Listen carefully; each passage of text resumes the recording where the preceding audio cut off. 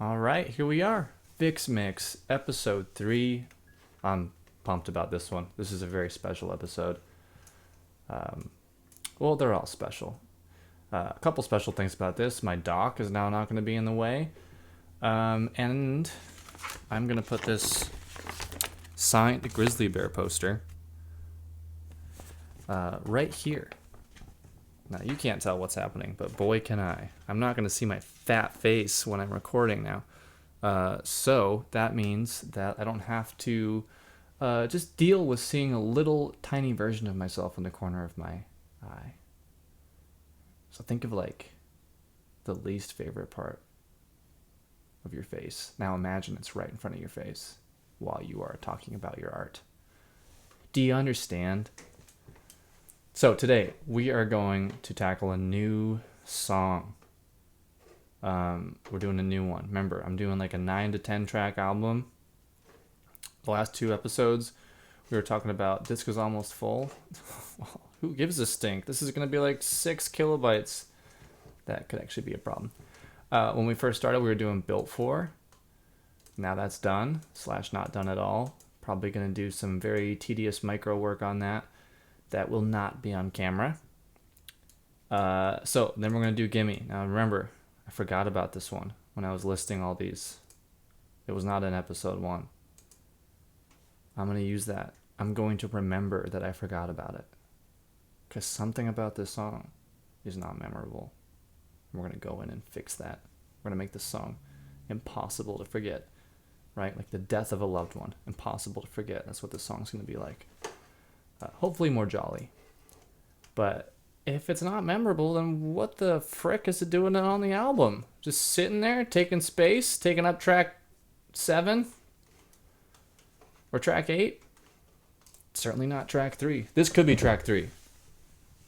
Right? You think there's like a hierarchy? There's a hierarchy. We all know that like track 3, track 4. That's your batting cleanup. That's your best song. Best songs track 3 and track 4. You got your most striking song, track 1, because you got to strike them. Another baseball metaphor, I think. And then you got your clunkers, track 11 and 12. That's where you send them out to die. No one's getting that far. So we don't really live in an album culture anymore. So what am I doing? This is basically like me reviewing payphones. But albums are important to me. Grew up with albums. I fetishize albums. I think of like track listings as like the unfurling of a atmosphere for you to jump into. The progression from one album to the next. I really get into that. And so I'm taking that interest and applying it to what I'm doing. Now, if you heard Each Bolt's first album, it's a kind of a cloudy, foggy, very... I don't know what the heck it is. It's fine. It is what it is. It's not going to blow your mind. But, the songs they're very different from one to the other. There's a lot of, like, quieter things happening in the background. Some, like, tricky intervals and chord progressions and all that. The lyrics and vocals are sometimes, like, kind of low in the mix. Definitely values, like, instrumentation over vocal performance. And for this new album that we're working on today, I'm going to try to flip the script a little bit. I wrote these songs kind of in the wake of a personal thing, and as such, they're like about something, like very specifically about something. So emotionally, that is a current through every single one of these songs. Lyrically, they're probably still kind of vague because I'm not into the whole like super confessional lyric writing. But emotionally, the through line is there. I firmly hold that through line. And so the songs themselves are a little bit simpler, but I think they're making room for vocal performance and that emotion to come through.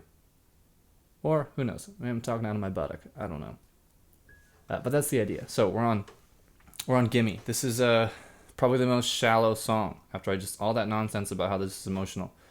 This is a very repetitive rock song. And I think it's going to be a welcome sort of palate cleanser to some of the other more melodramatic piano ones.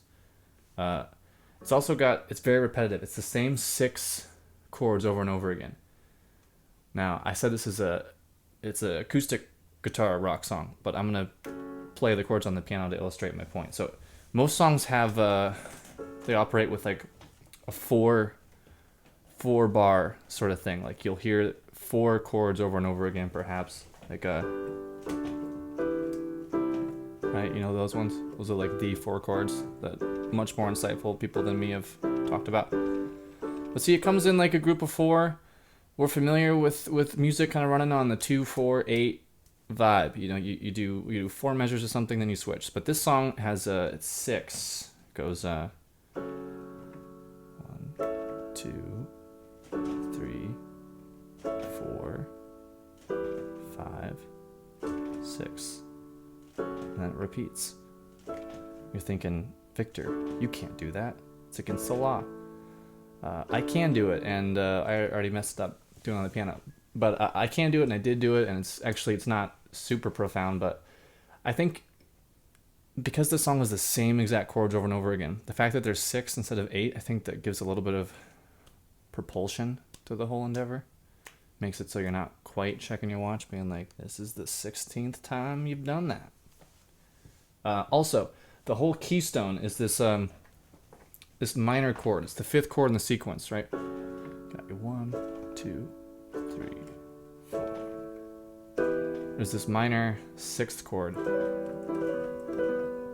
I think it's the key to the whole thing. I've been wrong before. All right, so we dive in. Now, what I've done in the description to this video, there's going to be an MP3 of how the song... Yeah, I get it. Disk is almost full. Get off my back. Computer. This is going to be the MP3 of this song right now, before I've touched it. It's going to be available in the video description. So if you've noticed, I've really taken my time press and play on all these. You can do that yourself before you even start this video. All right, so let's dive in. See what we got in the old Gimme. That's the name of this one.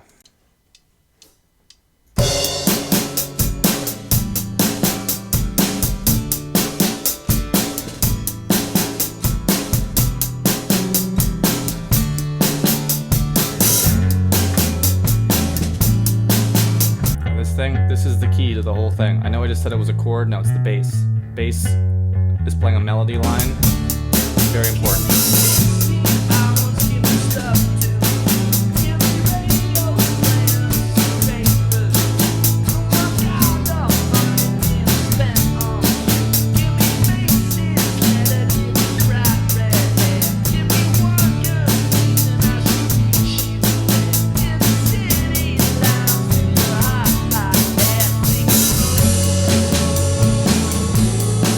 Wordless chorus. Right, we're speechless.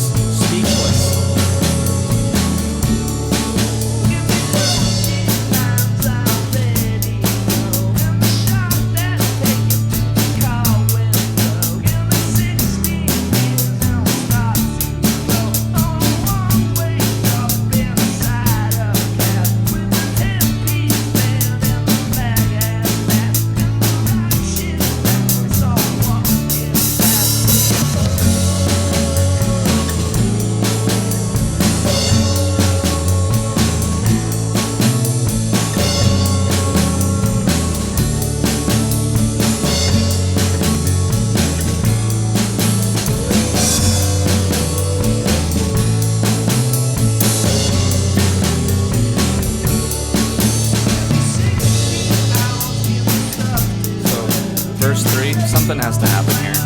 We need to cut. Something has to be cut.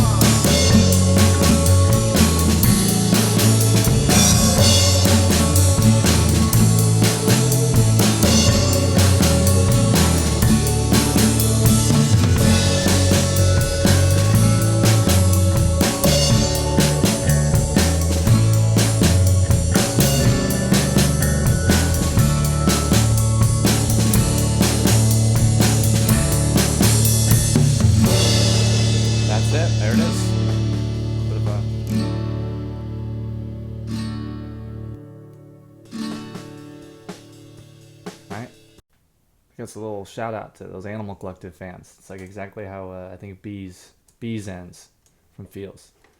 Throwing in some homages. All right. Now, here's a weird fact about this tune. Besides all that stuff about 6 chords and wordless chorus and how it's repetitive, there, I think, are 4 acoustic guitars that are all doing the same thing. Right? We got 1. This counts as 1 because it's the same performance, just in pan from left to right. And then I think we got 2 here, and then we got 3, and then 4. I recorded these in late November, so I don't really remember what's going on. I mean, that's kind of the thing with Logic. It's a lot like if you like made a sketch and then you put the sketch in a drawer, and then like 4 months later you open up the drawer and you're like, I don't really remember what I was thinking doing all this. I don't remember what the point of all this was. It's kind of how this is, right? This is why I'm doing this whole project in the first place. It's because I was neglecting finishing these songs and mixing them. That's why we're here. One of the questions we're going to have to ask ourselves, do we need 4 acoustic tracks doing the same thing? Well, here's what I like about it. They don't all come in at once. This part is just 1 guitar. And then they don't all come in until the vocals come in. Right?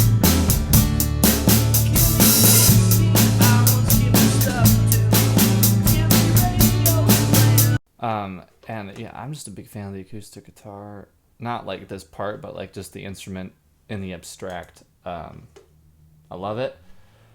I love how like in some of those folk songs in the 70s, or like those rock songs in the 70s, like Fleetwood Mac and Crosby, Stills, Nash and Young, or 60s, 70s. I love how the acoustic guitar was recorded, and I love how just warm and cozy it sounds.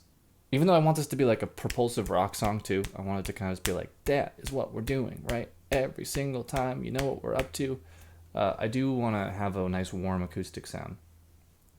But to the degree, this is not a song that people figure out. Like, we give you all the cards. Our cards are on the table within the first 30 seconds, 15 seconds. Like, the bass comes in, that's playing like, that bass line is one of the major melodies of the song, and we're playing it 10 seconds in.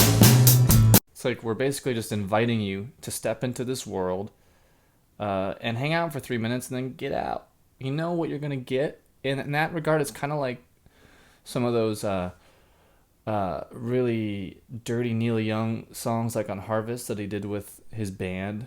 Whatever they were called, like the Crocodile Hunters. I don't know what they're called, but it'll come to me much later. But he recorded a bunch of songs like kind of live sounding, and they're all kind of like sloppy and rocky and fun to listen to. Like, I listened to the first 5 seconds and I'm just in that world. I'm in there with Neil. I can smell him. It does not smell good. But I love it. That's the vibe I'm going for. Let's talk about this. I've got 2 bass tracks. 1 bass guitar, 2 tracks. Why is that? Well, one of them is the amp. And that's important. We need the amp sound. It's a microphone next to the bass amp. So what you hear is what you would hear if you were just sitting in the room with us. Loving it. And then right here, shut up. Right here we got the DI. That's the bass guitar that's plugged directly into an interface that's getting recorded. It's the same exact performance, but it's getting sent to 2 different places. One is the amp, the other one direct input to the interface in the computer. So this one's a little bit more, a little bit more smooth. It's just getting the input from the guitar. It's not, the amp isn't, having its say. So it's not quite as gritty as this thing. It's also a little quieter, incidentally. But you hear that? You can hear like the fingers sliding up and down. I really want to preserve that. This song needs to sound like 3 human beings playing together. And then here's the the main sort of bass melody.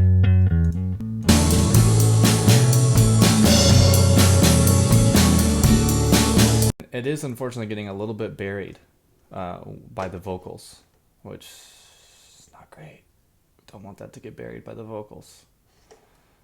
And we're a three-piece. Each bolt is essentially a three-piece, which is why the bass is working so hard, I think, to play that melody, is because when we're playing the song live, all I'm doing is strumming an acoustic and singing. So the only melody is coming from voice and then the bass. And there's all sorts of, I think, fun things that happen when that bass melody is playing, especially over the top of that keystone chord, that minor sixth. It's important, right? It's like the key to all this. There's many keys. Some of them work.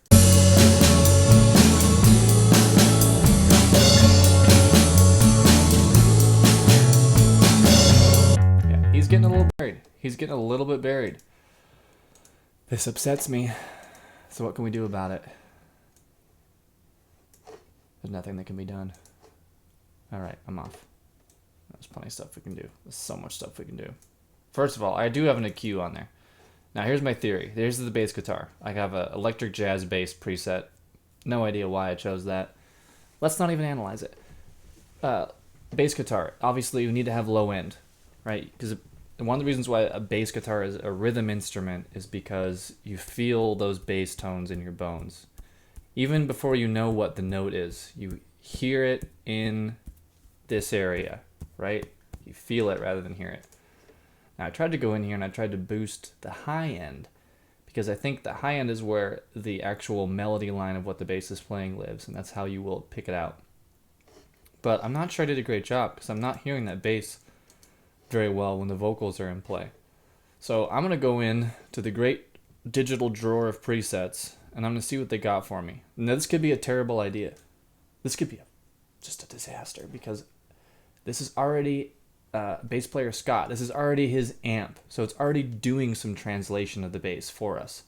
So for me to put another effect on that, I mean, I'm just kind of putting an effect on an effect, like a preset on a preset. This could be just the worst idea ever, but I am curious to see what the gang at Logic has decided, would make a bass guitar sound good. So I'm just going to open up this little drawer called Clean Bass, and then we got a bunch of presets on here, things like Modern Stack, Pick Brightener.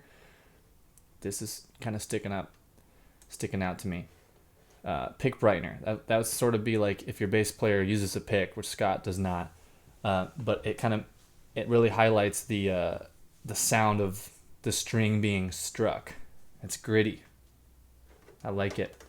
Let's see what that sounds like. All right, I put Pick Brightener. So we have an amp that's running the sound coming out of an amp. Again, what the heck am I doing? I don't know. Is it going to sound good? Much more tinny. Do you hear that? Way tinnier. See if I go back and take all these effects off.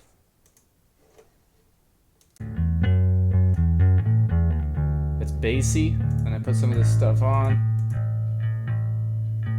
It's got some tin, and that's okay, because if a bass guitar is tinny, and tinny is just like it's a little bit of a derogatory way to say like it's very mid or high heavy, a lot of mids and highs coming through. Kind of like you're talking through a tin can. Terrible. This is not what that would sound like.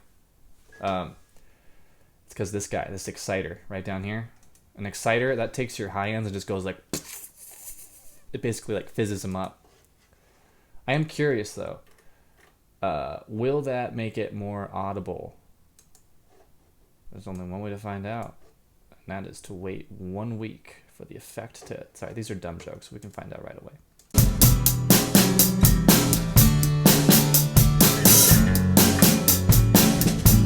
I hate it. I hate it. It's terrible. I can't hear it.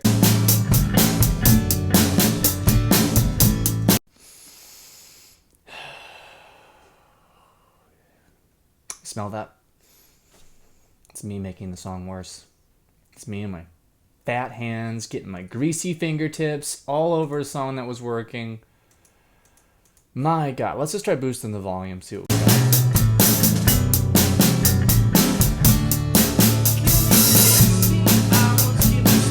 Yeah, everything's quieter now.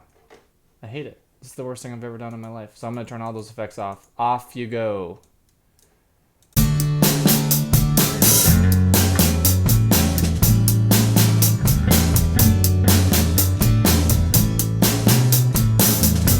so now we're back to square one.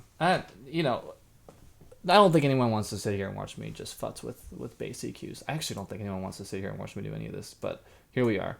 The problem, right, we can't hear the bass melody while the vocals are going.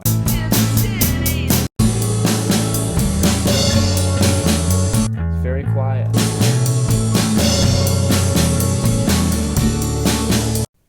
Okay, I have a radical idea. I'm not going to put any effects on the amp setting, but I do have this DI sitting here just getting dusty.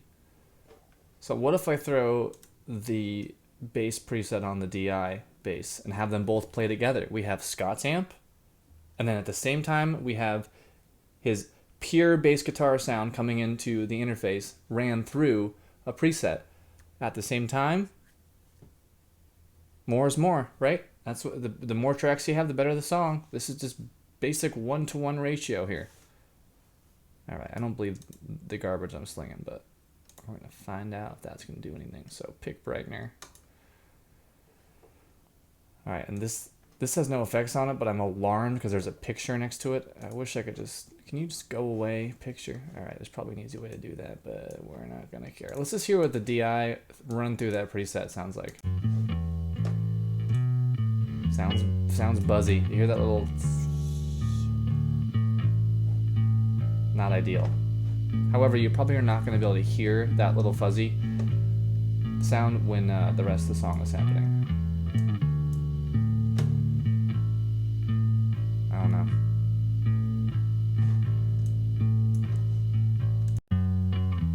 Okay.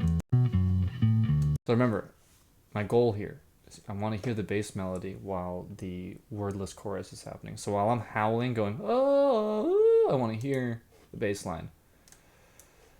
Can I hear the bass line? Welcome back to Can You Hear the Bass Line?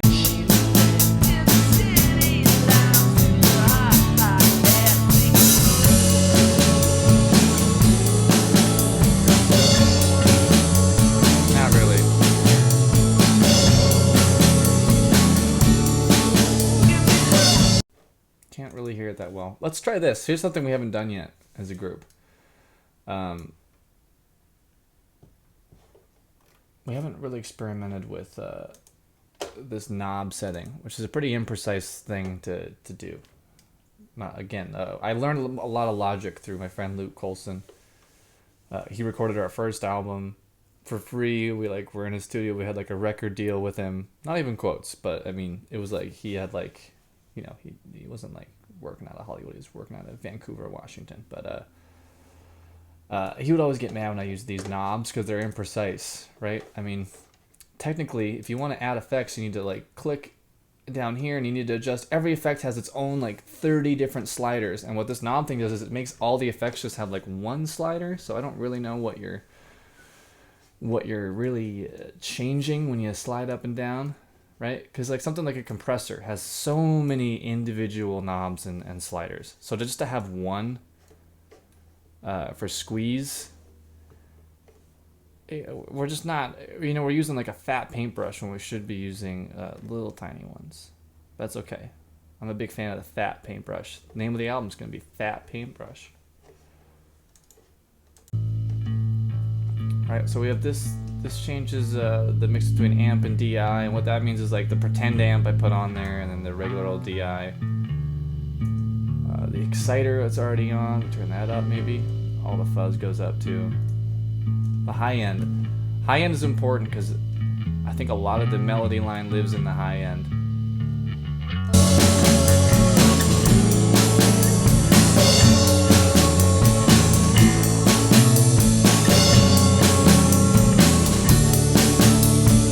Gain, of course, this just raises the volume. Maybe that's the key. It's just too quiet.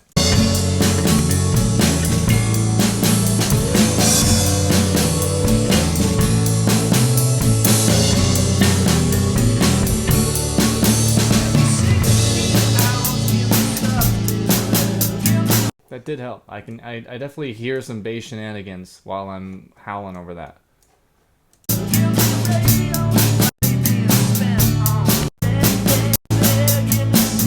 Let's see if we can hear it again.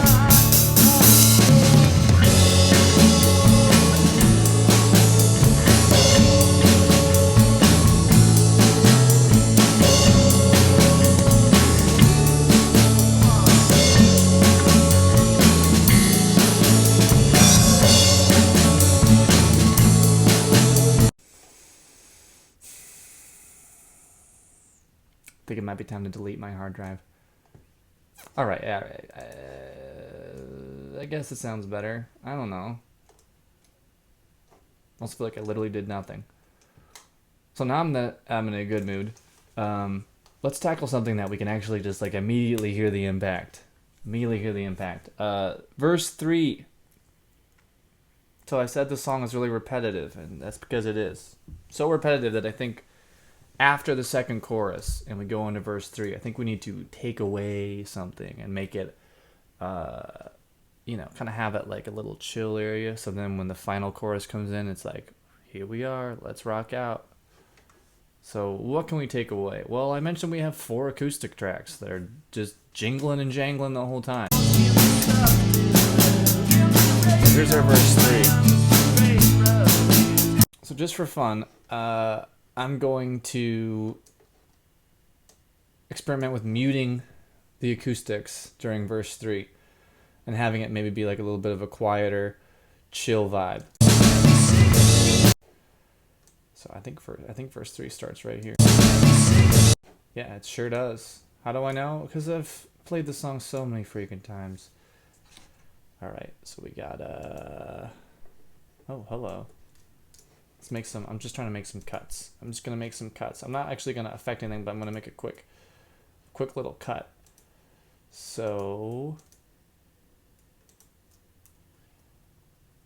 there's a cut there. Oh man, again, great television.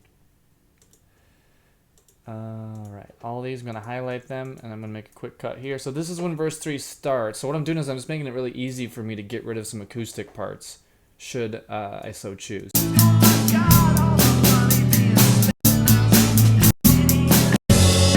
I'm just gonna go up to the beginning, or to the end of verse 3 and to the beginning of chorus 3.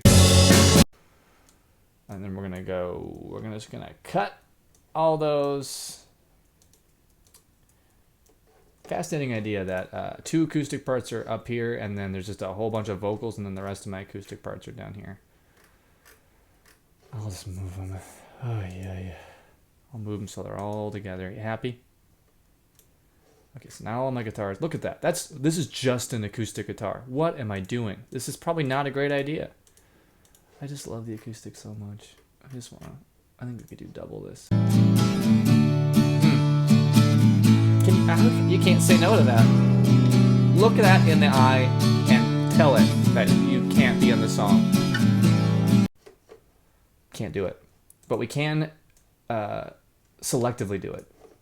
Right? So this is where verse 3 lives. So let's go through and just tell this like to step off. We don't need you right now. Hang tight. What if we get rid of all the acoustics? It's not going to sound good at all. Don't believe me? Sit back. Okay, that was weird. That's not what I intended to do. All right, so sit back. Oh,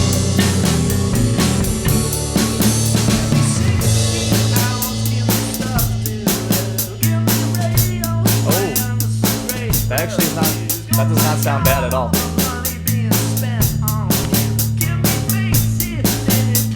That does not sound terrible.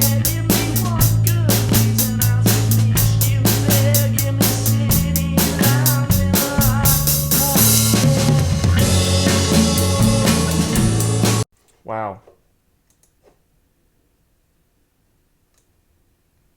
Maybe I can look these parts in the eye, tell them to step off. Okay. All right, we need a little bit more context. How many times do you feel like you want to hear this song? 30? All right, so I'm just going to do a little bit of verse 2 into chorus 2.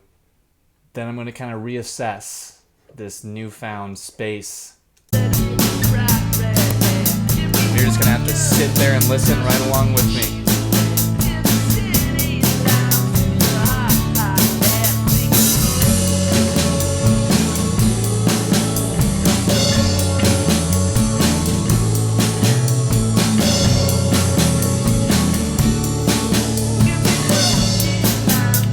I went back way too far. Oh gosh, this is great television. But I did hear the bass. Did you hear the bass? I think the bass is kind of coming through. Maybe I don't feel so terrible. All right, mixing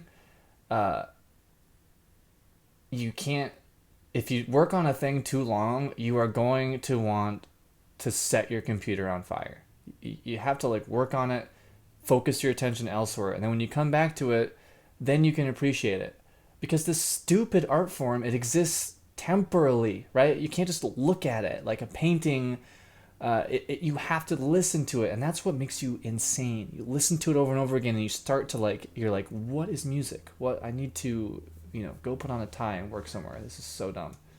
But then you come back to it, and suddenly your ears don't want to barf because they're not sick and tired of hearing it. Which is why this is probably not going to work as a show. Unless you like hearing songs that you've never heard before 38 times. And what do I want to do? I want to listen to the very end of verse 2 into chorus 2 and then reassess this. That's right. That's what I was going to do.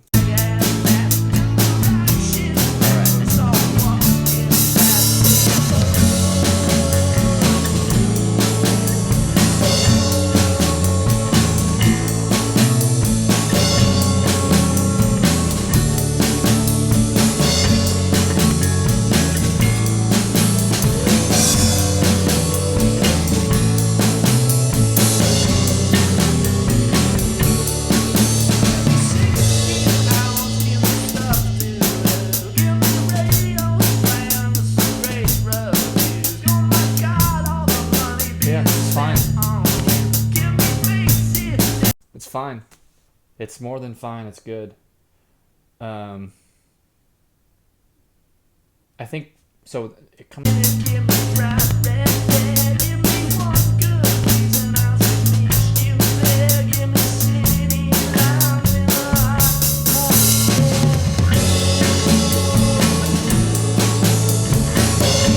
You know what's interesting is that when they all come back in, you barely even notice that. It's very subtle.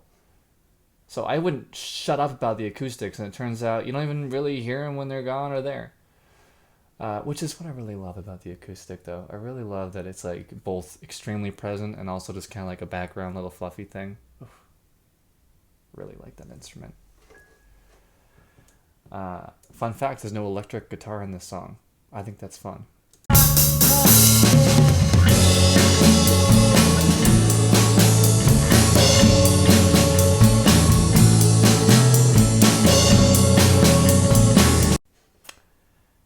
Right.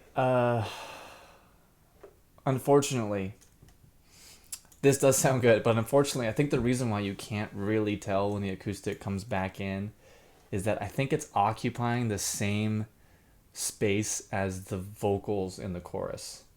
So it just sort of sounds like, which is not fantastic. And that might have to be a problem for next step. And yeah, don't get me wrong, it's a problem. Because the acoustic needs to live on its own little shelf. The vocals here, acoustic elsewhere. They're just occupying the same aural. Why would those words sound the same? They're right in the same sound spectrum. Luckily though, I mean, these are like really subtle problems. These are like very precise problems. It's not like I'm listening to this song and thinking like, wow, the whole second chorus needs reworking. No, we're splitting hairs. This is a great place to be. Love splitting hairs. Love filming myself, sweating, drinking coffee, splitting hairs. And you love watching it. All right. I think I'm going to hop off. So what did we learn? 1.